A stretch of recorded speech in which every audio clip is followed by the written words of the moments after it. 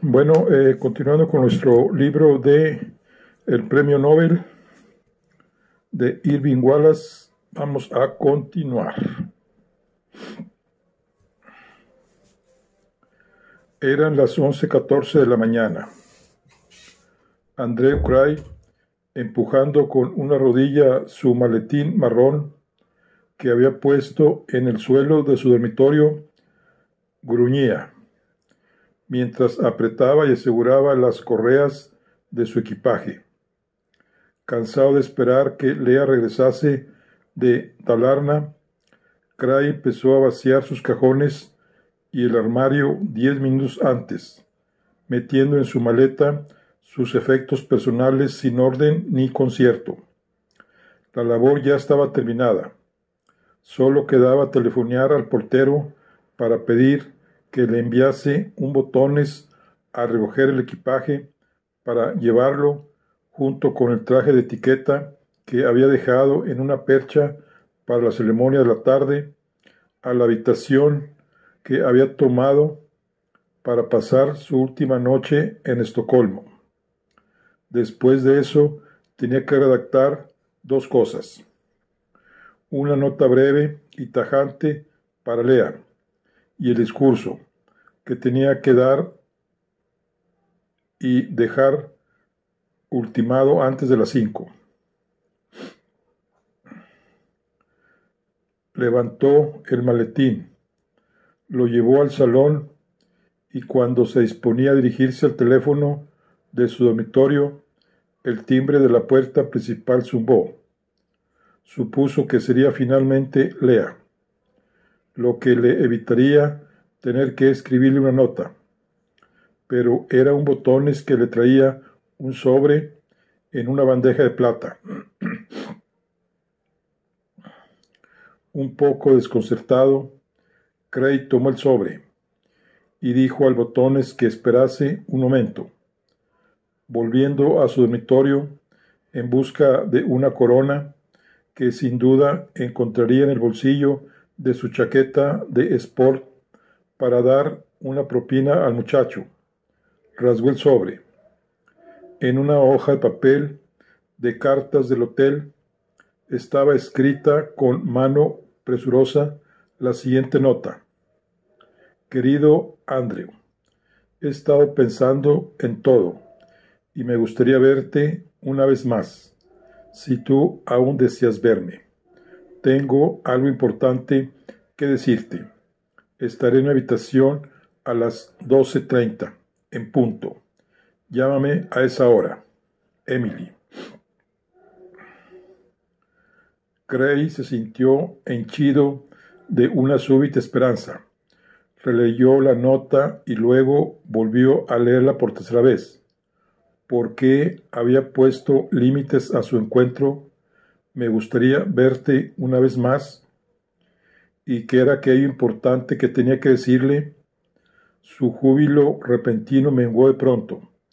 Si no fuese más que una cortés despedida, un intento por ofrecerle una explicación más correcta de los motivos que le inducían a no desear verle más después de Estocolmo, pero entonces trató de ver las cosas bajo un aspecto más optimista. Después de su crisis sentimental, ella había reflexionado. Deseaba verle. El mensaje era casi afectuoso. Deseaba verle y eso era todo cuanto importaba. Después, todo dependía de él. Acordándose del botones que esperaba a la puerta, tomó rápidamente una corona y entre las demás monedas de cobre y plata regresó a toda prisa hacia el portador de tan buenas nuevas. Mientras le daba la propina, preguntó al muchacho: ¿Quién te dio esta nota para mí? Una señorita, Mr. Cray. Una señorita muy agraciada, de pelo negro y de ojos verdes. No me fijé en sus ojos, señor, pero era muy bonita. ¿Entraba o salía? Salía, señor. Gracias, muchacho. Cray cerró la puerta, leyó la nota por cuarta vez al volver al dormitorio y decidió que sería inútil tratar de ponerse en contacto con Emily antes de la hora que ella había señalado. Probablemente había salido a hacer sus últimas compras y tendría que refrenar su impaciencia hasta las 12:30. Entonces se dio cuenta de que se había olvidado de pedir al Botones que se llevase su maleta y el traje de etiqueta. Antes de que pudiera llegar junto al teléfono, oyó un portazo. Se detuvo en seco y prestó oído. Luego oyó pasos. Alguien estaba en el salón. ¿Sería la doncella o sería...? Pasó al salón. Lea Decker se estaba quitando el sombrero y el abrigo, y cuando él salió del dormitorio, vio su imagen unirse a la de ella en el espejo. Andreu. Lea depositó el abrigo y el sombrero sobre la silla más próxima, y se volvió hacia él. Sus cabellos, recogidos severamente en dos castañas, lucían a consecuencia de los copos de nieve seca que se habían depositado en ellos. Tenía la cara más fresca y sonrosada por su contacto con la intemperie que en cualquier otra ocasión que recordase Craig. Se dirigió hacia él. Andreu, lo hemos pasado divinamente en el norte. No se puede decir que se ha estado en Suecia si no se ha visto el lago Siljan en invierno, lleno de patinadores y esquiadores y muchachos en trineo, como en nuestra tierra, pero mucho más divertido. Creo que deberíamos... Sus ojos se fijaron en el maletín marrón, lleno hasta casi reventar y atado con las correas. Después de contemplarlo un momento, su mirada estupefacta se cruzó con la de Craig. ¿Ya has hecho el equipaje? ¿Por qué tanta prisa? No, nos vamos hasta mañana por la noche. Craig comprendió que ya no había necesidad de escribir la nota. Tú te irás mañana por la noche, sola. Yo me iré cuando me parezca, solo. Es decir, me voy ahora. Es la última vez que estamos juntos. Andreu, ¿has estado bebiendo o qué? Basta, Lea. De pronto ella fingió comprender sus motivos. Ah, ya sé qué te pasa. Quisiste ver a tu amiguita alemana y ella te dijo que yo... Eso ni siquiera me preocupa ya, dijo Craig. Desde luego, fue un mal trago, pero aún hiciste algo infinitamente peor. Te has portado como una insoportable bruja de una antigua comedia de Broadway. Me has obligado a cargar con una mentira que yo no merecía. No te lo perdonaré y no quiero volver a verte nunca más. Lea estaba hecha un mar de confusiones. Andreu, no tengo ni la más remota idea de lo que... ¿No la tienes? ¿De veras no la tienes? ¿No se te ocurre pensar en una canallada que me hiciste en los últimos años? Claro que no. Qué conveniente y oportuna tu amnesia instantánea, dijo Craig con sarcasmo. Muy bien, pues voy a refrescarte la memoria. Desde que murió Harry, tú me hiciste creer que yo era el responsable de su muerte, diciéndome que no pude dominar el coche por llevar unas copas de más, y así maté a mi mujer. Esto es lo que me ha repetido hasta la saciedad, ¿no? Lea había abierto mucho los ojos. Involuntariamente se llevó una mano a la mejilla, con el codo levantado, como si intentara evitar un golpe. Craig prosiguió implacable. Y eso, a pesar de que tú sabías la verdad. Tenías el informe de la policía que mencionaba la varilla de la dirección rota, que hizo que yo perdiese el dominio del coche cuando éste patinó. Tú sabías que fue un accidente, y a pesar de saberlo, me lo ocultaste. La policía creía que me lo habrías dicho, como hubiera hecho cualquier ser normal. dotado de compasión y sentimientos humanos, pero tú te callaste y preferiste hacerme cargar con un falso sentimiento de culpabilidad. Mentiste a Lucius y me mentiste a mí. ¿Por qué, Lea? ¿Por qué no me dijiste la verdad? La cara de Lea se transformó en un semblante manso y compungido. ¿Quién dice que esto es la verdad? ¿Dónde te contaron esta exagerada historia? ¿No tiene una palabra de verdad? Pregunta al sheriff Hollander si tú no. El sheriff Hollander la atajó el furioso de Miller's Dam. ¿Qué sabe ese hombre? Pero sé quién está enterado. Hemos ido a la fuente fidedigna en el condado de Marquette. El informe sobre el accidente está en los archivos policíacos de Pikestone. Aquí, en Estocolmo, hay una fotocopia del informe sobre el accidente que tú tan celosamente me ocultaste. No te creo, dijo ella, perdiendo su compostura y sin dar crédito a sus propias palabras. ¿Cómo pudiste ser tan estúpida? ¿No sabías que es imposible guardar indefinidamente un secreto?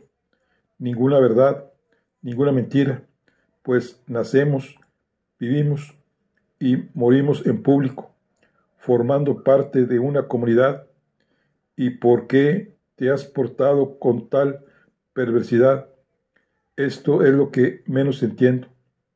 No tenía bastante con la pérdida que había experimentado, con el inmenso pesar que me produjo, para que tú tuvieses que añadirle, durante estos últimos 3 años, esta horrible sensación de culpabilidad.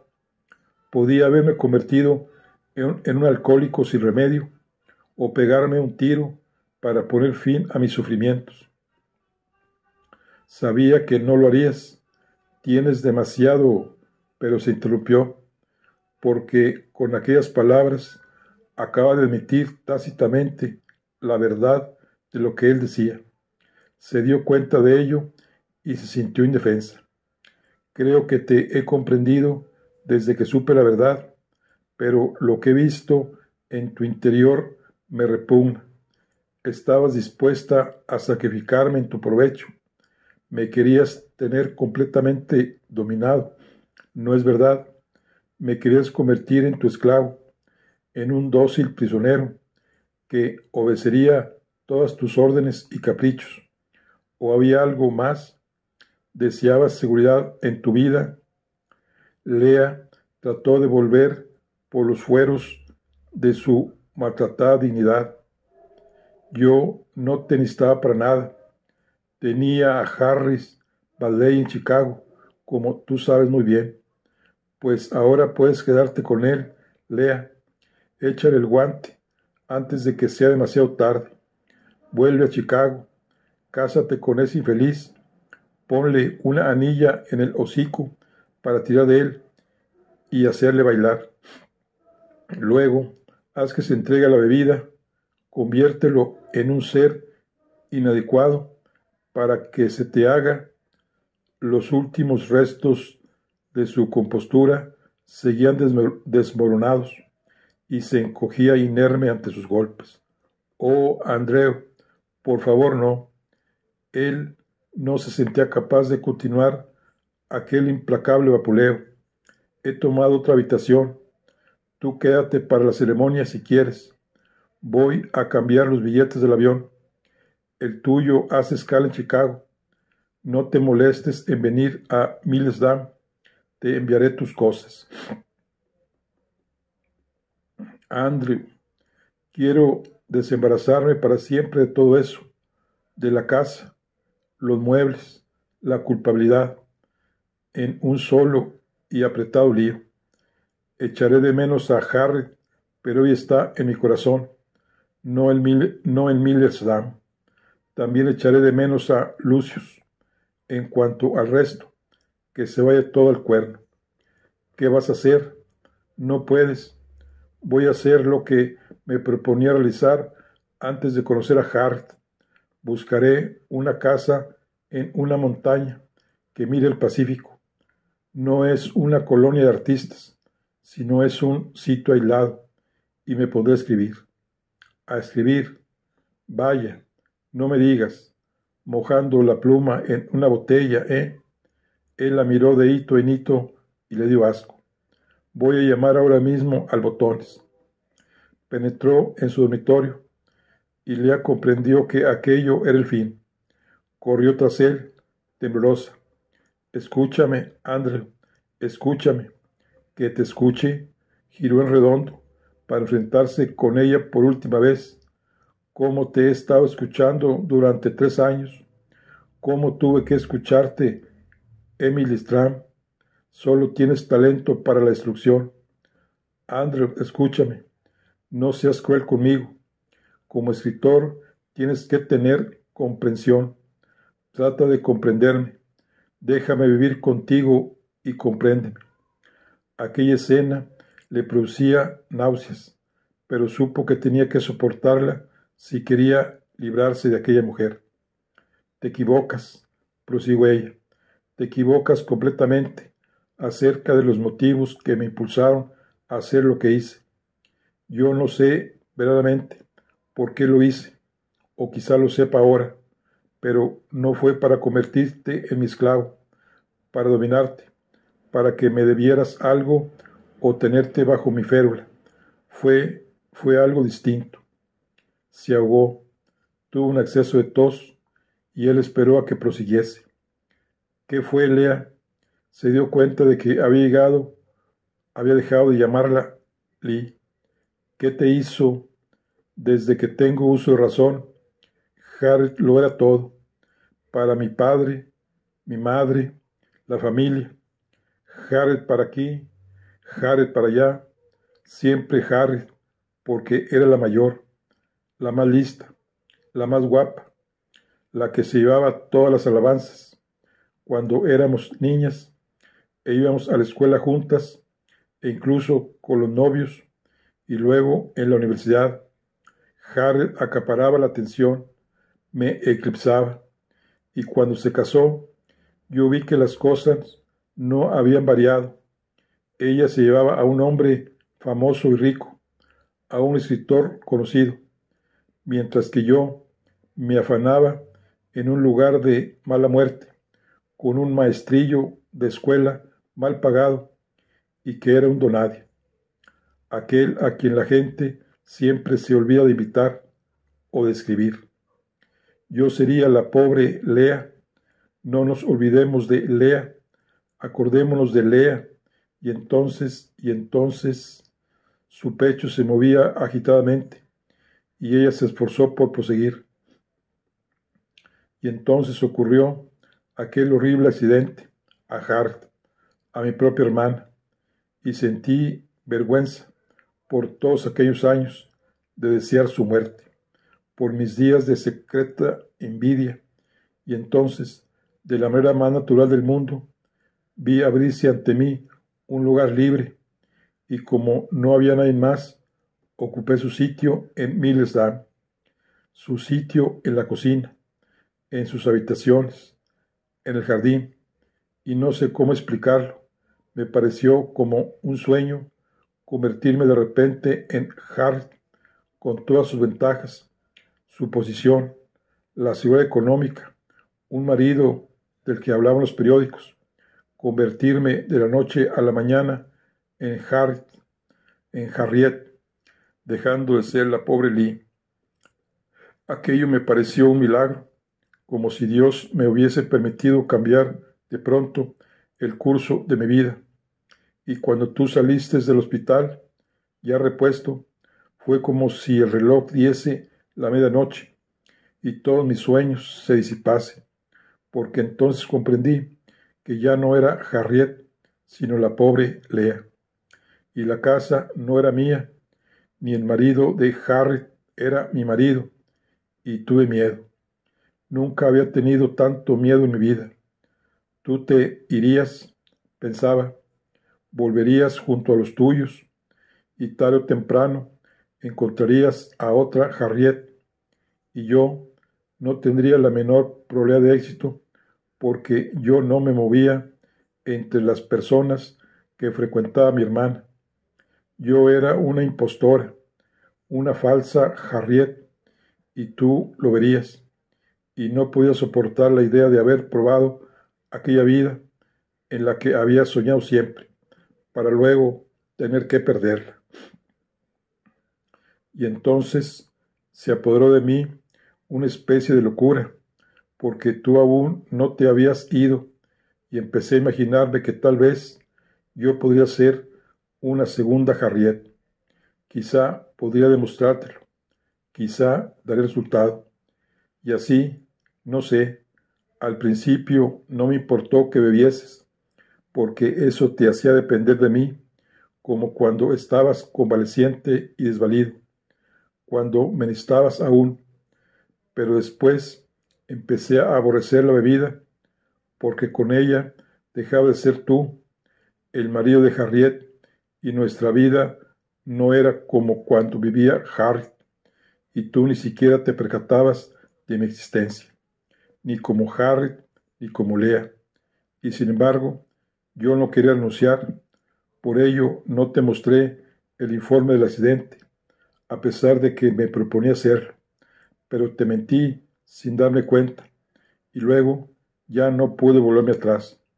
Tal vez no quise, pero así es como ocurrió, por ningún otro motivo, y estoy llena de remordimientos. Reconozco mi culpa y quiero que me perdones, Andrew. Te suplico que me perdones, por Dios. Aquello era más que una simple súplica de compasión y caridad. Aquello era una petición de clemencia para el alma. Cray así lo reconoció y comprendió que no podía condenarla a pasarse la vida en el purgatorio. Lo siento, Lee, tú ya sabes que lo siento. Sí, sí, te perdono. Si yo fuese un juez, únicamente diría que te sentencio a tu propia compañía. Hay cosas mucho peores. Hizo una pausa. ¿Sabes quién eres ahora? ¿Verdad, Lee? Sí, lo sé. No es tan malo ser Lee Decker, persona, si sabes ser fiel a ella. Haz como te digo. Ve a Chicago y busca a ese Valley. Te está esperando. Disfruta lo que él tenga que ofrecerte y lo que tú puedas hacer. Sí, Lee, te perdono y te deseo bien, con toda sinceridad. Ambos hemos perdido a Harry y no debemos olvidarla, pero de nada sirve continuar viviendo con un fantasma. Un día, cuando hayamos olvidado todo esto, creo que podremos ser amigos. Quiero que seamos amigos, Andreu, lo necesito. Pues bien, pues ambos nos despediremos de Harriet. Ella ya vivió su vida en esta tierra. Disfrutemos nosotros de la que nos queda. No sé si aún podremos hacerlo, pero intentémoslo. Lo intentaremos. Sí, Andreu. Adiós, Lee. Adiós. Ella retrocedió y corrió a encerrarse en su habitación. Con un suspiro, Cray tomó el receptor y pidió que le pusiesen con el portero.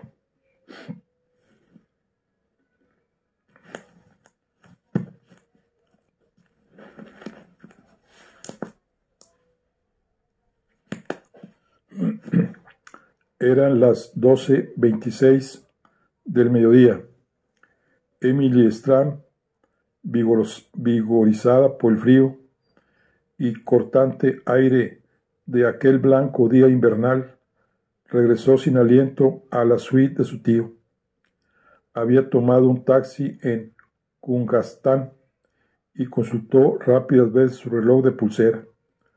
Cuando le entregaron la llave en recepción, se impacientó cuando el empleado tardó en decirle que se habían recibido 3 llamadas telefónicas urgentes para su tío durante la última media hora, pero ningún mensaje. El señor que telefoneó insistió mucho en saber cuándo regresaría usted o el profesor Stallman, le dijo el empleado.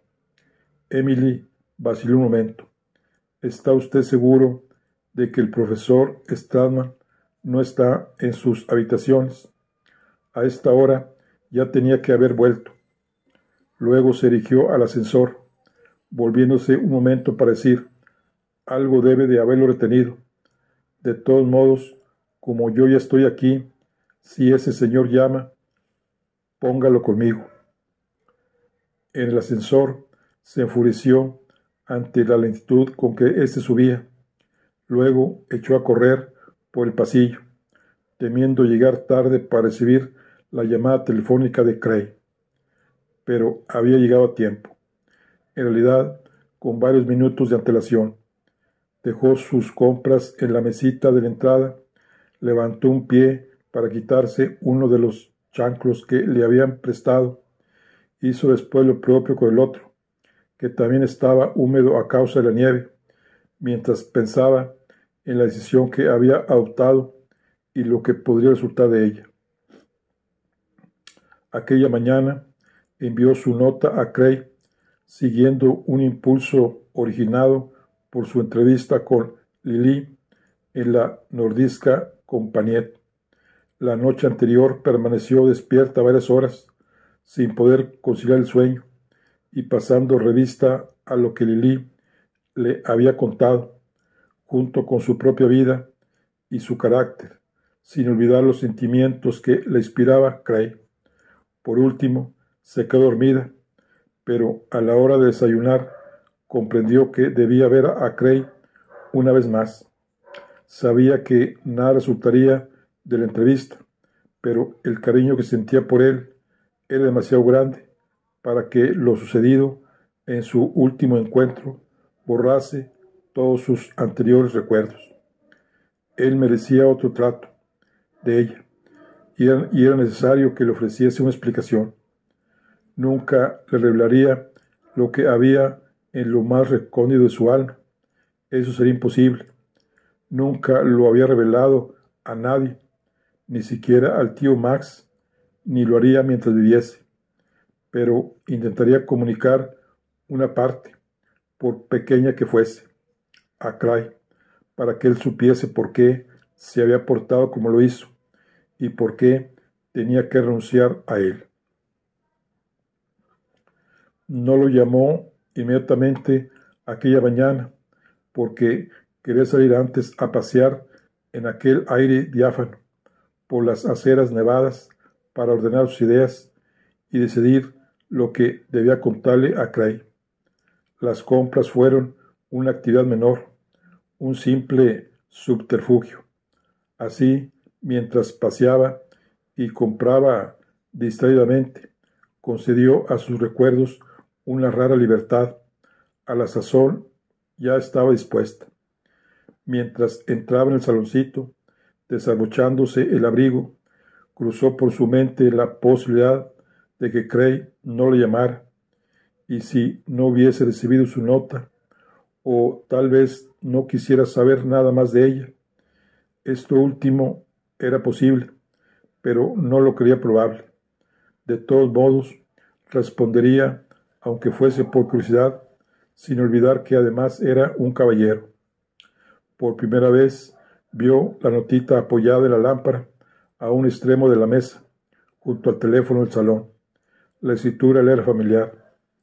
He tenido que irme de repente a un almuerzo de negocios. Nos veremos pronto. La doncella dice que tu vestido estará listo a las 3. Besos, tío Max. A Emily le sorprendió que el tío Max se hubiese ido. Cuando ella salió de compras, aún seguía en la habitación, con su descorrido batín de lana y en zapatillas. Según le había dicho, pensaba dedicar todo el día al descanso, reservando fuerzas para sostener el medallón y el diploma que le entregaría el rey. Era terrible, se dijo Emily, el modo como los suecos agobian a su tío sin tener en consideración sus años. pero aquel era el último día y después ya podría descansar. De manera inevitable, sus pensamientos volvieron a Cray. Su ansiedad iba en aumento. Eran las 12:29 y él podía llamar en cualquier instante. Y entonces sonó el timbre del teléfono situado sobre la mesilla. Tomó el receptor tratando de hablar con tono tranquilo. Diga, Miss Emily Staman, por favor. No era la voz baja y meliflua de Cray, sino una aguda y estridente voz sueca. Miss Staman al aparato. Miss Staman, no se alarme. La llamo de parte del profesor Max Staman. Durante el almuerzo sufrió un pequeño ataque cardíaco. ¿Un ataque cardíaco? No puede ser. No se preocupe, Miss Staman. Está en muy buenas manos. En este mismo momento los médicos se ocupan de él. ¿Qué pasó? ¿Cómo está? Es grave. Una leve oclusión en la coronaria, Miss Staman. Él ha pedido que... ¿Y usted? ¿Quién es? ¿Dónde está mi tío? Yo soy uno de los médicos que lo cuidan. El doctor Holman y el profesor Staman está ahora descansando perfectamente. Ha pedido verla. Creo que sería mejor que usted. ¿Dónde está? Dígame dónde. Iré volando. Tenga la bondad de apuntar, pues. Espere, espere. Con manos trémulas buscó la pluma en el bolsillo de su chaqueta. Luego se acordó que la tenía en el bolso, y cuando la tuvo en su poder, volvió al teléfono. Diga, por favor, deprisa. Tome un taxi hasta Salinis Sujus. Es una pequeña clínica particular. Es como si fuese hacia el Hospital del Sur. Está 2 manzanas antes, en Rimbagué. El taxista ya lo sabrá. Yo la estaré esperando. Voy inmediatamente. Otra cosa, Miss Stratman. El profesor Stratman no quiere que nadie, absolutamente nadie, se entere de lo ocurrido. Sobre todo, desea evitar la publicidad. Supongo que ya se hará usted cargo. Dígale que no se preocupe por mí. Después de colgar el teléfono, arrancó la parte inferior de la nota de tío Max, donde había escrito el nombre de la clínica, y sujetando fuertemente el bolso, se precipitó hacia la puerta. Al llegar a ella, el teléfono se puso a sonar de nuevo. Sabía que esta vez era Cray quien llamaba, pero no podía perder el tiempo en explicaciones. Además, su tío quería que no dijese a nadie, así es que dejó que el teléfono continuase tocando monótonamente y siguió corriendo hacia el ascensor. Cuando salió del vestíbulo del hotel, resbaló y estuvo a punto de caer en la escurridiza acera de tablas. Al disponerse a llamar a un taxi, un pequeño Volvo provisto de taxímetro se paró ante ella. Emily subió precipitadamente al coche, mientras el portero, uniformado, la saludaba, cerrando después la portezuela. El conductor era un hombre anciano, de aspecto bondadoso, tocado con una gorra de chofer. Cuando se volvió con gesto interrogativo hacia ella, Emily vio que gastaba gafas sin montura. A Chalin-sur-Secousse, una clínica que se encuentra antes de llegar al Hospital del Sur. ¿Sabe usted? Sí, Fronkens. La llevo. Froken significa sí, sí, señorita en sueco. Nota el traductor. Dese prisa, por favor. El taxista asintió, cambiando de marcha, y el coche partió rápidamente con una sacudida. La blanca ciudad desfiló con rapidez ante ella, con su tenue sol en el cielo gris, la nieve recién caída y el aire azulado y límpido, pero Emily apenas se daba cuenta de nada. Solo sabía pensar que tío Max había sufrido un ataque cardíaco en aquel país remoto y lejano, en un lugar extranjero. Ella temía por él y se sentía sola. Se preguntó una vez si sus visitas al doctor Hillman habían estado motivadas por su corazón, que ella siempre había considerado fuerte e inmortal, pero eso ya no importaba. Después de lo que acaba de suceder, se preguntó si el médico sueco le habría dicho la verdad. Era grave una oclusión de la coronaria, y si el tío Max ya hubiera muerto, pero si la había mandado avisar, ello indicaba que aún estaba consciente. Y entonces, antes de que pudiese percatarse, el taxi se detuvo junto al bordillo y por la ventanilla distinguió un angosto edificio de ladrillo, 2 columnas, 2 ventanas y una puerta negra en medio.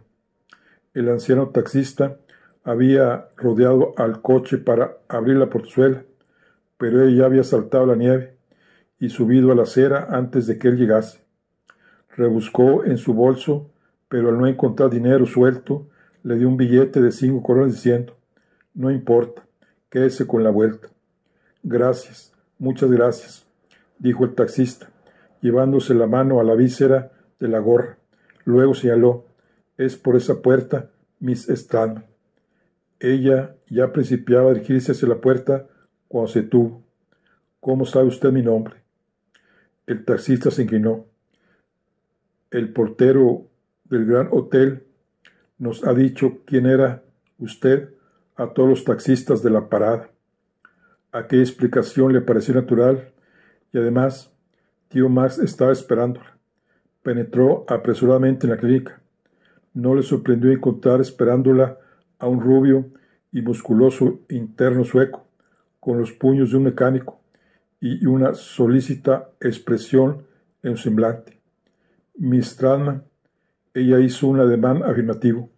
«Venga, la llevaré junto al profesor Stratman». La condujo, saltando ligeramente sobre las puntas de los pies que calzaban blancos zapatos de tenis, hasta el fondo del pequeño vestíbulo. Después abrió una puerta que daba a una sala de espera.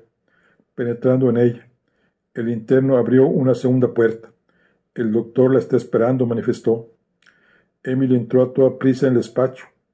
Las persianas estaban corridas y, con excepción de 2 lámparas que brillaban en el extremo más alejado, la habitación estaba sumida en sombras. Distinguió una silla colocada ante una mesa marrón con la parte superior de vidrio, y detrás de la mesa una alta silla giratoria. Detrás de la silla giratoria, vuelto de espaldas a ella, estaba de pie el doctor. «Doctor Holman». «Miss Stratman», habló, sin volverse de las persianas corridas que apartaba con una mano, como si mirase afuera. Sin darse prisa, las ajustó cuidadosamente y por último se volvió para saludarme. «No soy el doctor Holman», dijo. «Soy el doctor Hans Eckars. Siéntese, por favor». «Mi tío». Emily aferró el brazo de la silla y se sentó al extremo del asiento. Eckars se había acercado a la mesa para sentarse frente a ella, dirigiéndole una sonrisa tranquilizadora, que no tranquilizó nada a Emily. Ella había entrado en el despacho esperando encontrarse con un médico sueco, pero el aspecto de aquel doctor, si bien le era desconocido en lo específico, le resultaba muy conocido en lo general. Lo había visto personificado en muchos hombres y le recordaba tiempos pasados, pues el corte de pelo, el monóculo y la severidad prusiana eran inconfundiblemente teutónicos. Emily sintió una inmediata repulsión. «¿Dónde está el profesor Stratman?» «Mi tío», consiguió balbucir. «¿Cómo está?» «Supongo que está muy bien. Para ser un anciano con una irregularidad cardíaca, se muestra extraordinariamente activo», repuso Eckars. «En cuanto a su paradero actual, sé tanto como usted. Hace una hora que estoy tratando de localizarlo. Pero usted me llamó, me dijo que había tenido un ataque». «Sí, cuando supe que él no había vuelto al hotel, pero usted sí, hice que alguien la llamase. Lamento sinceramente haber tenido que asustarla con esta pequeña comedia, pero era necesario traerla aquí con cualquier pretexto, a fin de que yo pudiese hablarle. Hace unos días ya hablé con su tío, y hubiera deseado hacerlo nuevamente hoy, pero como no puedo dar con él, me vi obligado a llamarle a usted en su lugar, como su apoderado, por así decir. Eckhart tamborileó con sus dedos sobre el vidrio de la mesa y pareció examinarla a través del monóculo. Sí, estoy seguro de que usted lo hará muy bien. En cuestiones como la que nos ocupa, no tengo la menor duda de que usted y su tío van completamente de acuerdo. En cuestiones como cuál. Sin saber por qué, Emily temía escuchar su respuesta. Permanecía sentada, muy erguida en la silla, sin mover un solo músculo facial, ni uno solo de los músculos de su cuerpo o de sus miembros. Pero las antenas de su intuición captaban la presencia de algo maligno y malévolo. Eckhart no respondió directamente a su pregunta. Parecía saborear los circunloquios. Con voz suave dijo: la dolencia que aflige a su tío, señorita, es de carácter moral. La he hecho llamar porque quiero que nos ayude a curarlo de esta enfermedad. Quiero que nos ayude para hacer que el profesor Stallman recupere su buen juicio y su salud moral. Ella no quería darle la satisfacción de descubrir su debilidad. Conocía a los alemanes, pero a pesar de todo, su voz temblaba un poco cuando preguntó: ¿no es usted médico? Si usted se refiere al título de doctor en medicina, en efecto, no lo poseo, pero soy doctor en física. Mi amistad con el profesor Stallman se remonta a nuestros primeros años en Berlín. Emily sentía un terror que le helaba las entrañas. ¿Qué quiere? ¿Qué desea de mí? Poca cosa, repuso Eckhart, tan cordial como si se tratase de una conversación mundana. No sentimos el menor interés por usted. Quien nos interesa es el profesor Stallman. El valor que usted tiene para nosotros es únicamente de medio para alcanzar nuestro fin. Usted todavía no me ha dicho qué deseamos. Eckhart se ajustó cuidadosamente el monóculo. Hace usted bien en hablar de un modo tan práctico. Desea que este drama tan insólito termine para poder regresar junto a su amigo el escritor.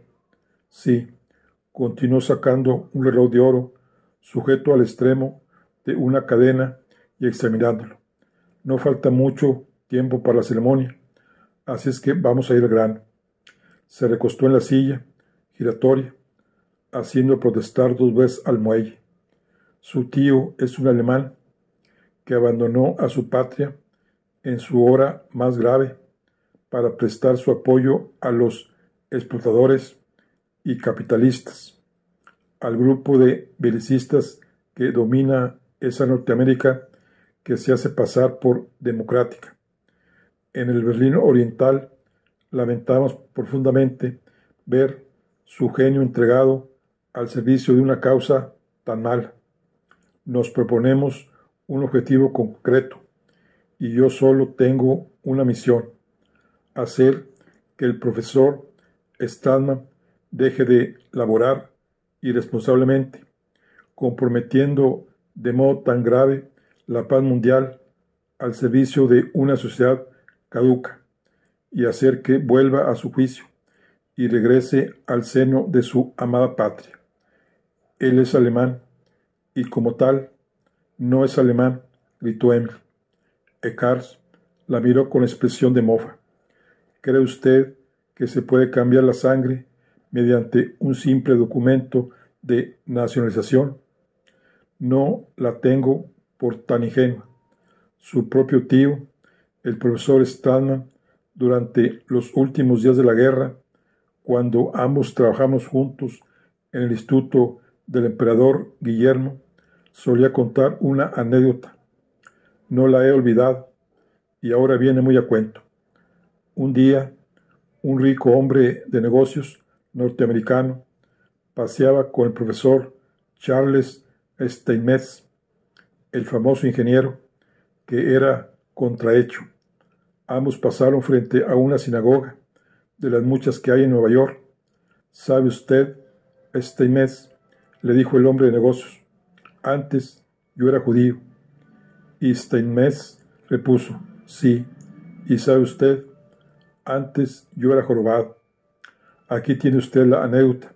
Su tío es alemán y volverá a hacerlo ante los ojos del mundo cuando abandone el corrompido occidente. Emily escuchaba estas palabras, conteniendo a duras penas su ira. No hay nada en el mundo que pueda hacerlo regresar junto a ustedes. Ojalá se equivoque Miss Stama, y ojalá yo no me equivoque al pensar que su buen sentido coincide con el de su tío. Acerca de qué, yo aún no sé a dónde quiere usted ir a parar.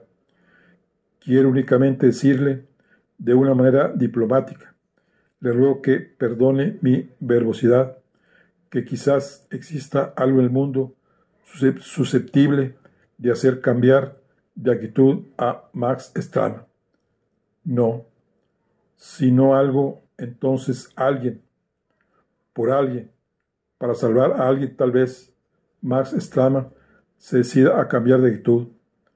La falta de temor de Emily, alimentada por el odio y una sensación de irrealidad que la aislaba de aquella entrevista inverosímil, no se había disipado. ¿Soy yo ese alguien?, le espetó de pronto. ¿Me amenaza usted con retenerme o raptarme acaso? ¿Es eso, diga? Eckhart se quitó el monóculo, moviendo la cabeza como si estuviese verdaderamente consternado. Vaya, Miss Stama. América también la ha echado a perder a usted, por lo que veo. Creo que todos ustedes sufren los efectos de esas películas de gángster que se proyectan en la televisión y en los cines. Puedo prometerle que nosotros no tiramos a nuestros rehenes a los canales, ni hacemos otras acciones melodramáticas. Disponemos de medios más civilizados. No pueden hacer nada para que yo o mi tío, nada, Miss Stama.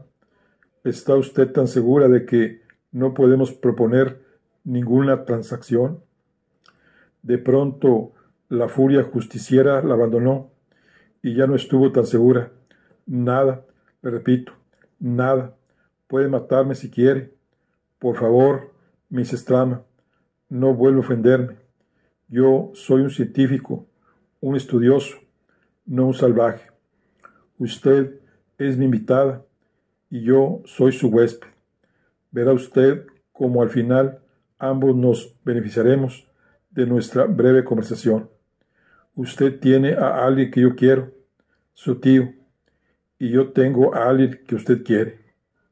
Eckhart pronunció estas palabras inclinado hacia adelante, pero después se irguió en su asiento, mientras volvía a ajustarse el monóculo.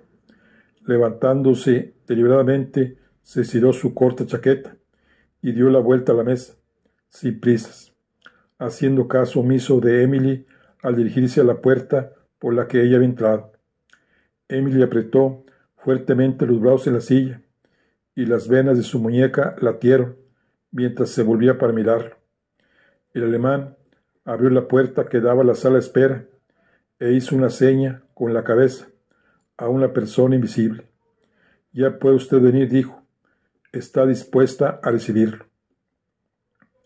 Eckhart se apartó a un lado, casi con deferencia. Qué curioso, pensó Emily, como un chambelán que se dispusiera a anunciar la entrada de un noble. Acto seguido, la figura de un hombre anciano apareció en el umbral. Como tenía a sus espaldas la luz procedente de la sala de espera y el despacho estaba sumido en la semioscuridad, De momento no fue más que una negra silueta. Penetró lentamente en la estancia, arrastrando los pies y cojeando casi imperceptiblemente. Se aproximó a Emily y su negra silueta se convirtió en una figura y unas facciones humanas. Pasó frente a Emily, luego dio una vuelta a su alrededor con paso vacilante, para detenerse a unos pasos frente a ella, como si quisiera examinarla y dejar que ella lo examinase. Entonces, por fin, fue perfectamente visible para sus ojos turbados. Era un recio anciano, ligeramente encorvado bajo el peso de los años, vestido con un grueso traje gris oscuro de estambre, de corte anticuado, arrugado y ajado, como si después de efectuar un largo viaje aún no hubiese tenido tiempo de plancharlo. Ella lo miraba sin embarazo, no porque fuese un hombre de aspecto insólito, sino porque le parecía normal, como alguien conocido e incluso familiar, como una persona cuya cara no recordamos bien o cuyo nombre tenemos en la punta de la lengua. Su cabeza y su cara cautivaron su atención. Era una testa maciza, sostenida por un cuello corto y grueso, cubierta por un cabello ralo pero suficiente, que brillaba como hebras de plata, y estaba cuidadosamente peinado a un lado. Tenía un rostro resquebrajado, áspero y rojizo, simétrico y firme a pesar del paso de los años, con excepción de la nariz prominente y bulbosa, que la desconcertó porque le era muy conocida. Todavía intrigada y llena de una objetiva curiosidad, Emily vio que aquel rostro sonrosado y bondadoso, tan familiar que tanto conociera en otro tiempo, estaba lleno de emoción, con los ojos anegados en llanto y parpadeando, mientras la nariz bulbosa lanzaba pequeños bufidos y los labios temblaban. El familiar desconocido tragó saliva y movió la cabeza. ¿No me reconoces, mi patito? En aquel instante ella lo reconoció, o creyó reconocerlo, e incluso mientras sus puños fuertemente apretados la empujaban hacia el borde de la silla y levantaba la cara para mirarlo, descartó aquella posibilidad. Sin embargo, la nariz bulbosa, el timbre de su voz, el vínculo invisible que los unía y la obligaba a levantarse de la silla, vacilante, no podía rechazarse fácilmente. Sobre todo, aquella frase cariñosa que aquel desconocido había pronunciado con tanta facilidad, de manera tan natural como si aquello fuese la vuelta al hogar y ellos hubiesen continuado sencillamente su vida. Mi patito. ¿Dónde había oído antes aquella frase? ¿Y en boca de quién? ¿Dónde? Muchos años atrás, sí, muchos años atrás, cuando él la llevaba sobre sus hombros, dando vueltas por el viejo salón, con paredes cubiertas de entrepaños, levantándola sobre su cabeza, sujetándola y haciéndola girar cada vez más deprisa, mientras ella chillaba y pataleaba, y él reía y reía, llamándola mi patito. Y luego, cuando iba a acompañarla peripuesta, llena de cintas, con el vestidito almidonado, los ojos muy abiertos y pálida a la puerta de la escuela, donde había un maestro de levita. Vas creciendo y eres una señorita, mi patito. Y después, recuerdos dolorosos, cuando se lo llevaron bajo la llovizna a la puerta por la escalera hasta la calle, entre los camisas pardas prácticos y desprovistos de ese sentimentalismo. Os escribiré, Rebeca, pronto haré que os saque, pronto, pronto, Rebeca, pronto, mi patito. Sus amorosas caricias, solo las suyas, de nadie más. Entonces se alzó ante él, inmovilizada, por una parálisis de incredulidad. Aquella cara maciza y venerable se desenfocó por un instante para reaparecer luego en un acusado relieve, como si estuviese tallada en granito y mostrase la pátina del tiempo. Los níveos cabellos, los ojos pardos llenos de lágrimas, el tembloroso mentón mal afeitado. La voz aguda de Eckhart resonó detrás de ella, borrando aquellos increíbles segundos y el mortecino recuerdo de los años, volviéndola al presente. Miss Stratman, usted lo conoce sin duda, es Walter Stratman, su padre. Papá, dijo su voz, no ella para sí misma, no para el familiar desconocido, desaparecido, pero no muerto, según resultó, prosiguió Eckhart a su espalda. Durante todos esos años ha estado en poder de los rusos. Después que ayudó a escapar a su tío, ha estado trabajando para ellos, pero ahora está aquí, en la neutral Suecia. Yo he realizado este milagro para usted. Por último, está libre. La cara del viejo y familiar desconocido hacía gestos de asentimiento. Sí, Emily, soy Walter, tu padre. Sé lo que debes de sentir en estos momentos, lo mismo que yo siento. La impresión, la incredulidad, pero estamos vivos, mi patito, y juntos se han terminado las tinieblas. Todo aquello está olvidado. A partir de ahora estaremos siempre juntos. Soy libre, Emily. Papá, exclamó en voz alta.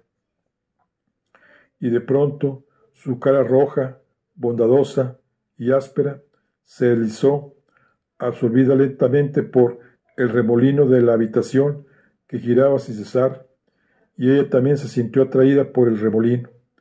Trató desesperadamente de conservar el equilibrio, de asirse a aquello que tenemos en nuestro interior y nos mantiene erguidos, pero lo sintió quebrarse.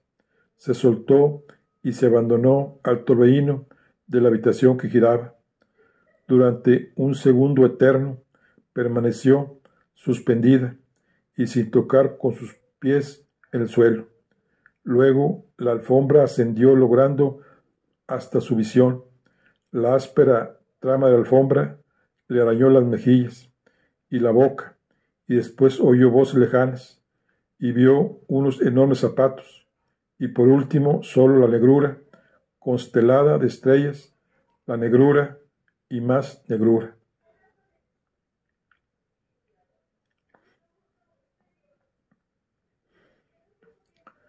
Eran las 2 de la tarde.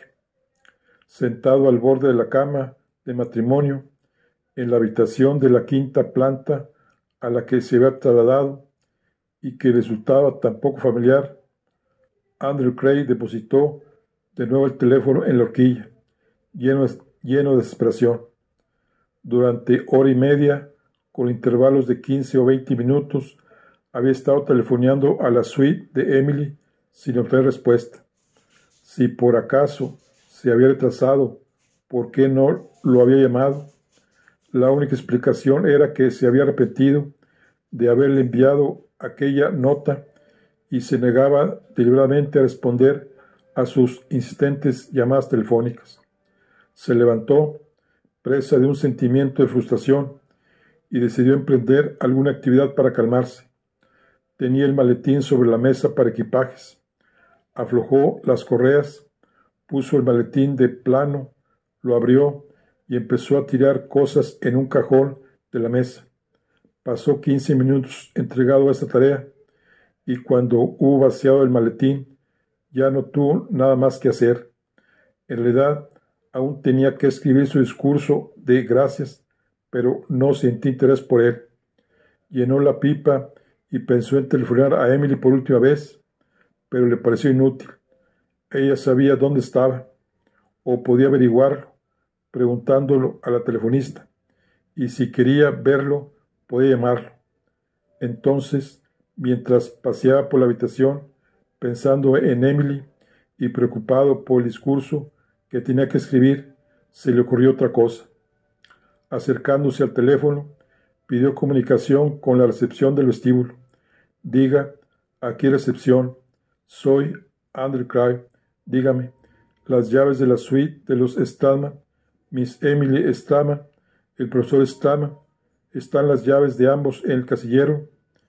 Quiero saber si han regresado al hotel. Un momento, Mr. Cray. Cray esperó con el oído aplicado al receptor y no tardaron en responderle. Faltan ambas llaves, lo cual quiere decir sin duda que ambos están en sus habitaciones.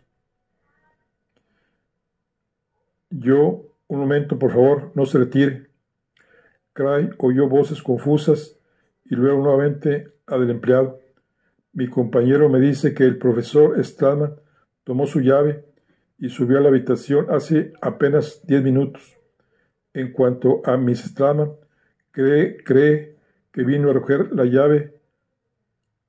Hará cosa de poco después de mediodía. Colgó el aparato. Estaba claro, pues, Emily había permanecido en sus habitaciones durante todo aquel tiempo. Había vuelto al hotel para responder a su llamada, pero luego cambió de idea y no fue a tomar el teléfono. Lo importante que tenía que decirle quedaría sin formular. No se verían de nuevo. De pronto, Cray se sintió cansado de acoso y decepciones. Si ella era así, nada le haría cambiar y continuaría siendo de aquella manera durante toda su vida. Él ya no tenía energía para enfrentarse con aquellos altibajos. La olvidaría. Eso sería lo mejor. Resolvió ir a la planta baja, tomar unas copas y un tentempié en el jardín de invierno, y después aún le quería tiempo para pergeñar un discurso de gracias, un discurso breve y sencillo, adornado con las frases de rigor y los tópicos literarios de costumbre, en los que el hombre se escribe con mayúscula, que hay que pronunciar en tales ocasiones. Y luego, por último, llegar el momento de vestirse para asistir a la ceremonia final. Pero cuando Cray llegó al ascensor y oprimió el botón, supo que su destino no era el jardín de invierno, sino la suite de los Stallman.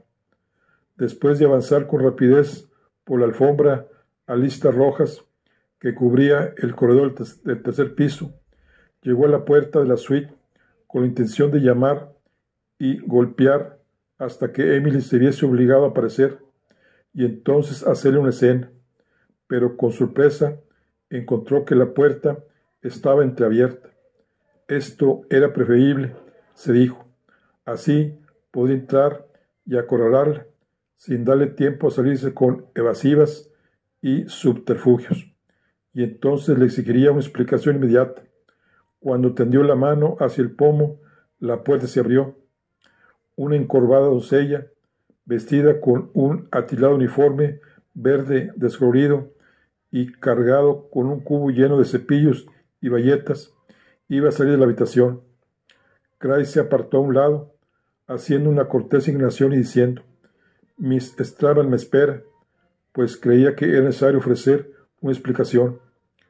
La doncella murmuró algo ininteligible en sueco, esperó que Cray entrase y después cerró la puerta tras él.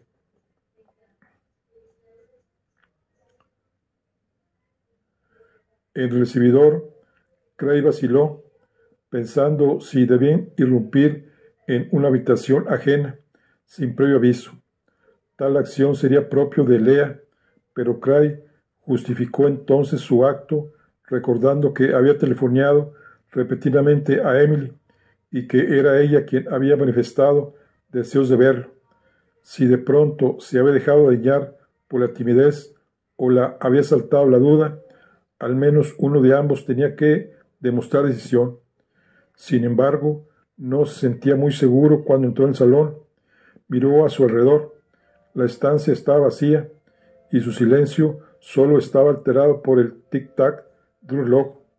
Pasando frente al sofá, se dirigió hacia la puerta del dormitorio de Emily, con la intención de llamarla o golpear con los nudillos a la puerta, cuando se detuvo al ver la nota colocada en posición vertical entre el teléfono y la lámpara.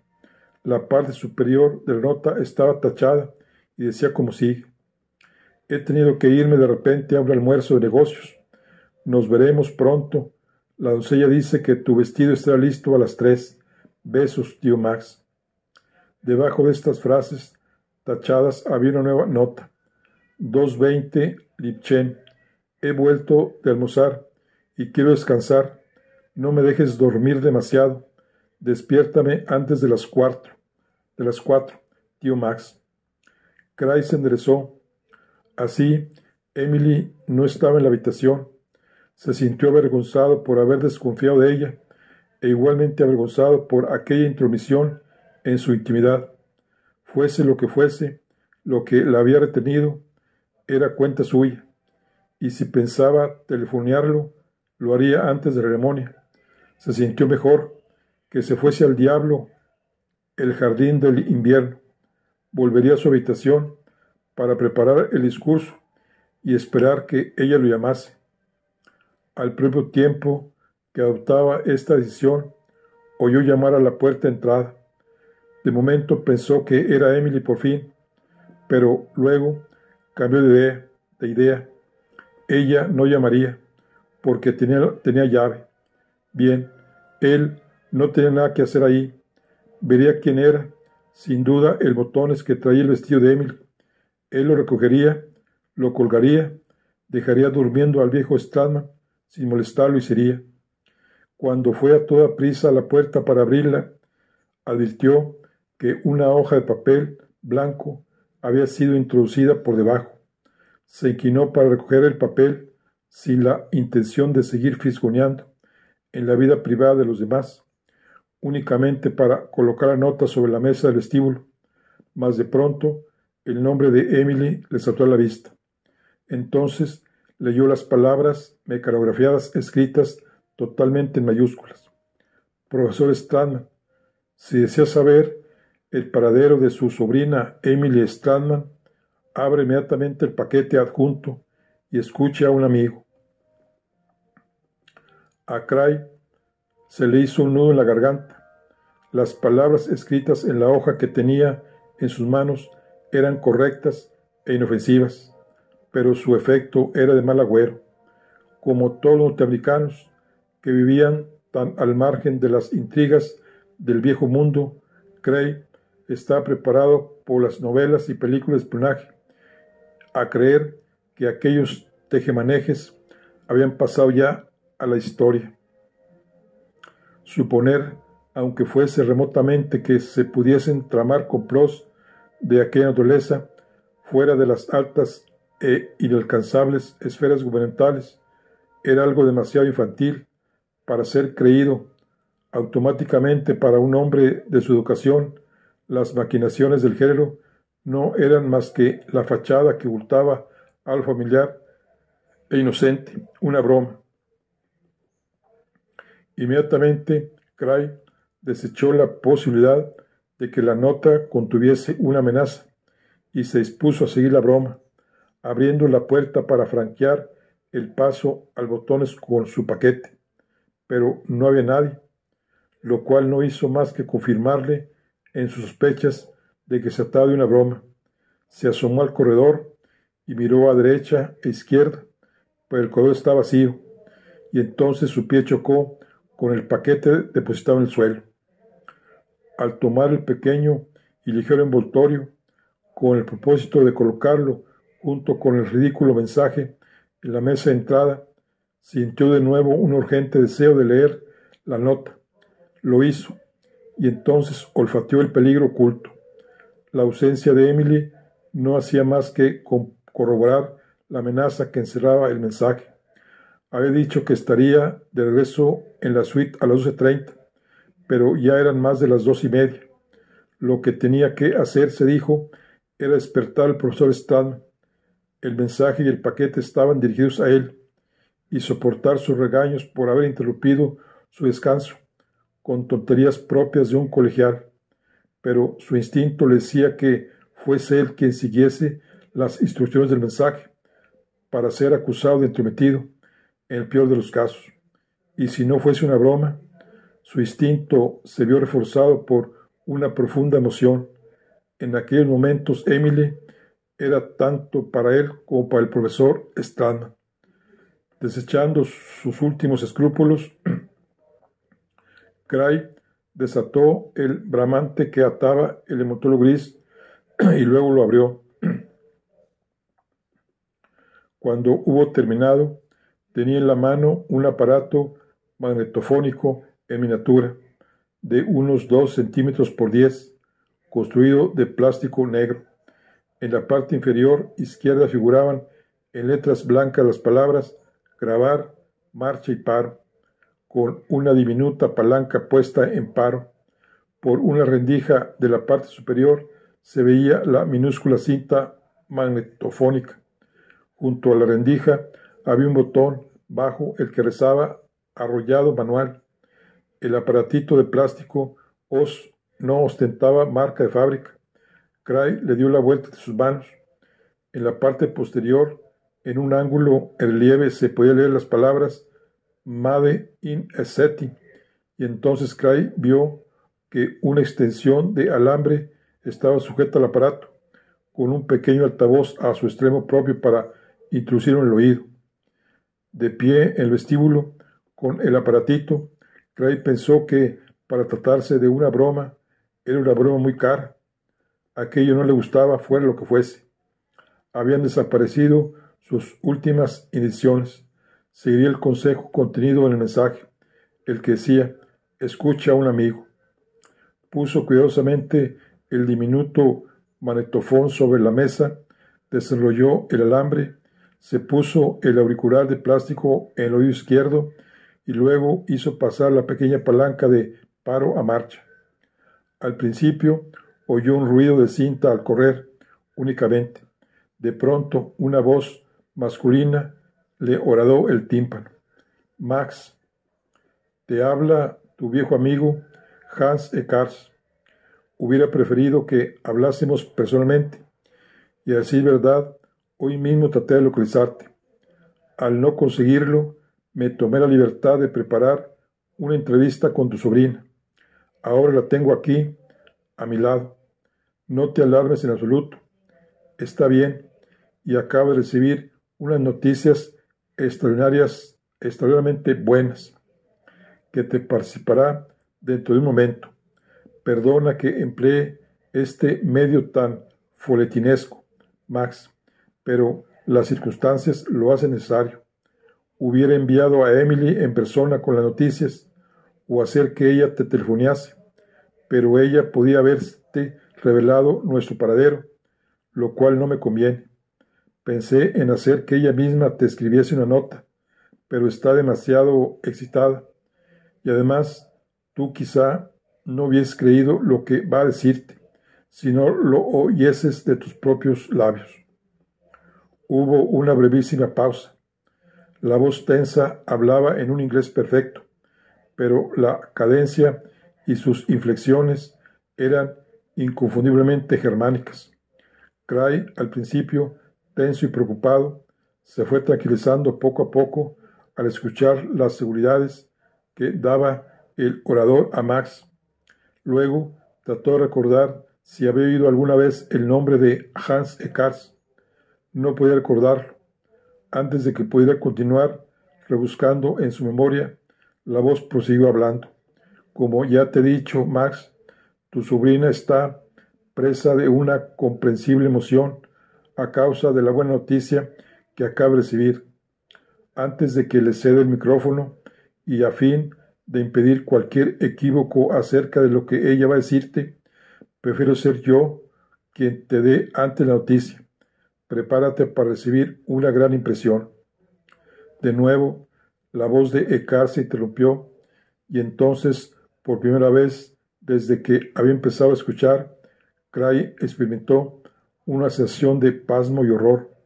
No le gustaba la buena noticia, que había emocionado a Emily e impresionaría a Stan.